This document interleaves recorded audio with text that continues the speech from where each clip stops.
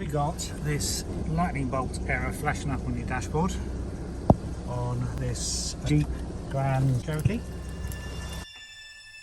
In which case it's probably one of the very common faults, which apparently is caused by the swirl pot motor, which is under this engine cover. So first job is to take the cover off with those two 10mm bolts being removed, and then somewhere under the inlet pipe to the turbo is the swirl pot motor.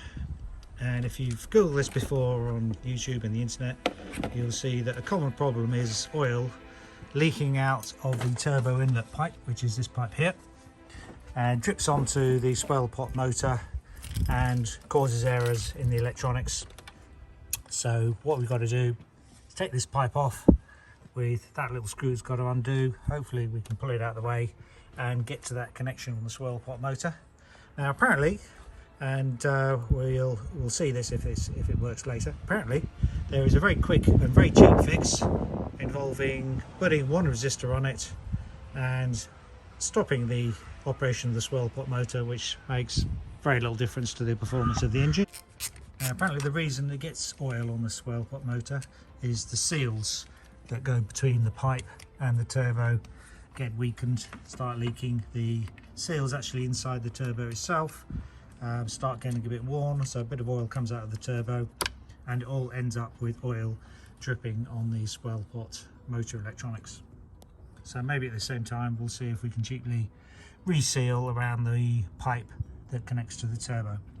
So here's the pipe off, dead easy to remove, and indeed you can see it's a bit oily. That must be the connection to the swirl pot motor. 3 wires going to it. All we've got to do is unplug that, cut into the wires a little bit, and find a resistor to join onto it. So this is the silicone or rubber seal that goes in between the pipe and the turbo. And you can see it's been poorly fitted, I think. That wedge there has been jammed back. Ideally you want to put a new seal in there.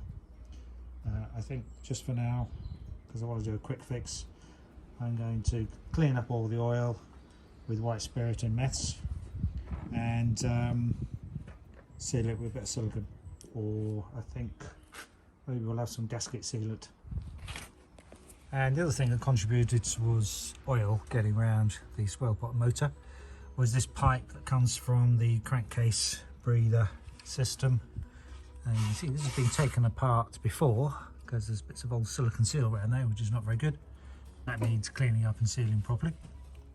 Should do that at the same time. 3 wire colours on that connector. Brown is the ground connection apparently, and we need to put a resistor between the red and grey and the grey wire. And I needed 4.7k. In my little spares box, some really old resistors, didn't have that exact value, about a 2.4 and a 2.2k resistors. So I joined those together. It should be 4.6k. Actually measured it with my multimeter, put it on resistance scale, came out to about 5k, 5,000 ohms, which I think is close enough.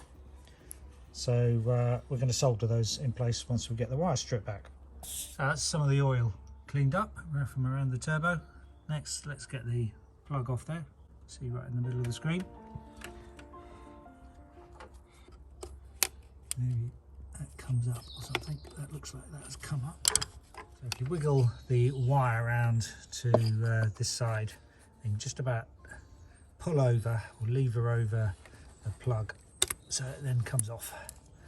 And that saves having to take off that metal bracket, which has got torque type heads to the bolts, which you might not have sockets for. So now we've just got to work out the colours. It looks like this bottom one is the brown one, which is the ground, and it's just the resistors just got to go between the other two. So that's our resistor soldered between the 2 wires. So use a blade or a pair of scissors to strip off the insulation. Soldering is best. Some people just plug the resistor into which holes is it? Let's have a look. Yeah, so the brown one, the top one is the ground, so you can ignore that.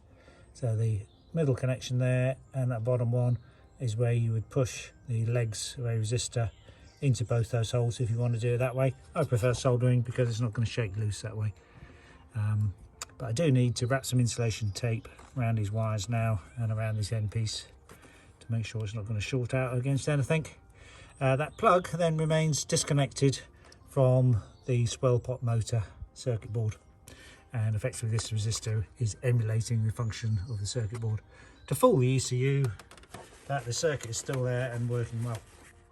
So that's the plug all insulated off, tucked out of the way, and then all we've got to do is refit the original intake pipe, and hopefully that'll fix the error. Let's see.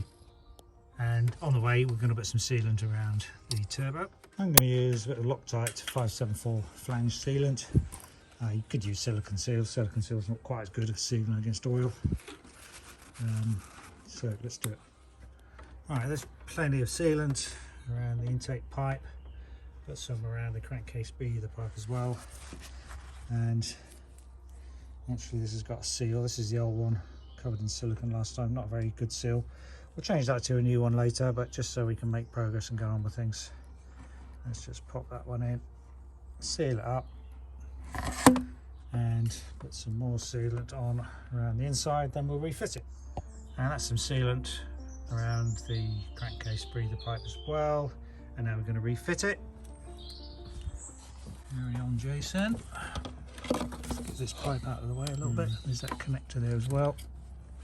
Try and get it. Oops. Let's try again now. Oh, the slots are there. Yeah. Alright, and then we've got to get the bolts fitting down here, and I guess that tightened up as well.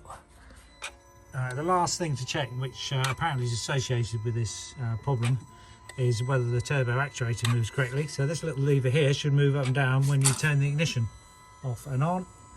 Up, down, and again up, down. So that is working fine. So that wasn't the cause of the problem. Now we're going to test drive it before we put the engine cover on. And after a brief test drive, we've got no error code, and it drives okay, doesn't go into limp mode. So that will do. Okay, thanks for watching. Good luck with yours.